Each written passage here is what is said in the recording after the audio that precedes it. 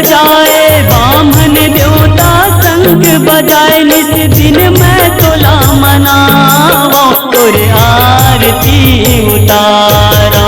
अम्बे गौरी आरती तोरे उतारो, अम्बे गौरी आरती तोरे उतारो।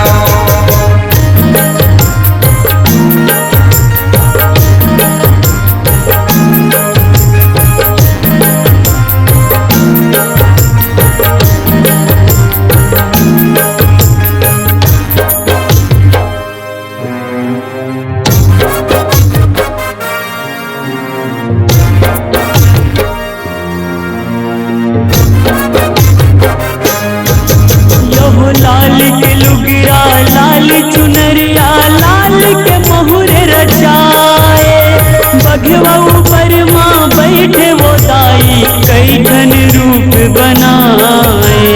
कई धन रूप बनाए ओ दाई, कई धन रूप बनाए।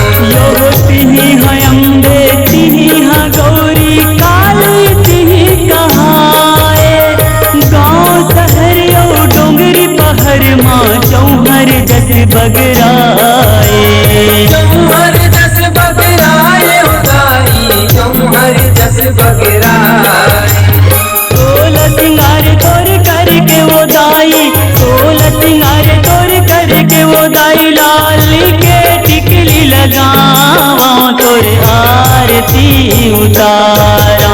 अम्बे गौरी आरती तोरे उतारो, अम्बे गौरी आरती तोरे उतारो।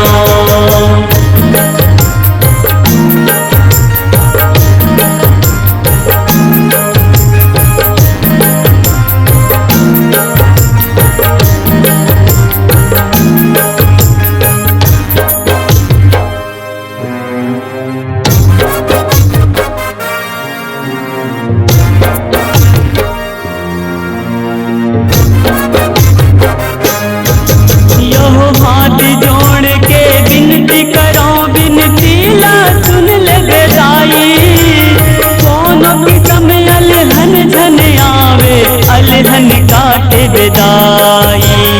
अलहन काट बेदाई हो माया, अलहन काट बेदाई।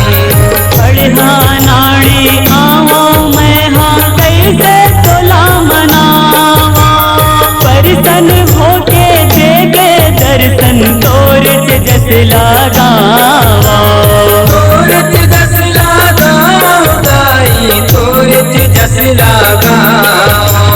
नौ दुर्गा नौ रूप के दाई, नौ दुर्गा नौ रूप के दाई, आरती उतारो, तोर आरती उतारो।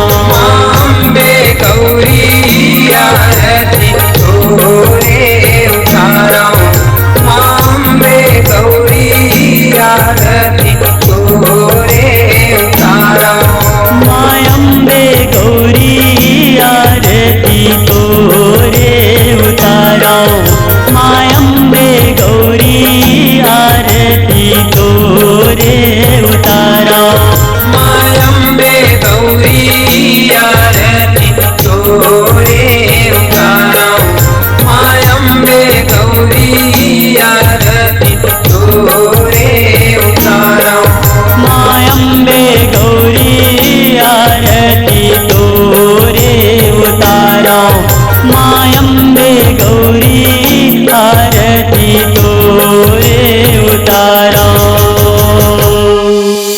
अपनी आवाज को नई पहचान देने पर प्रतिबद्ध Kanha digital recording studio Dongargaon. Mobile number 7247630881। Kanha digital recording studio Dongargaon.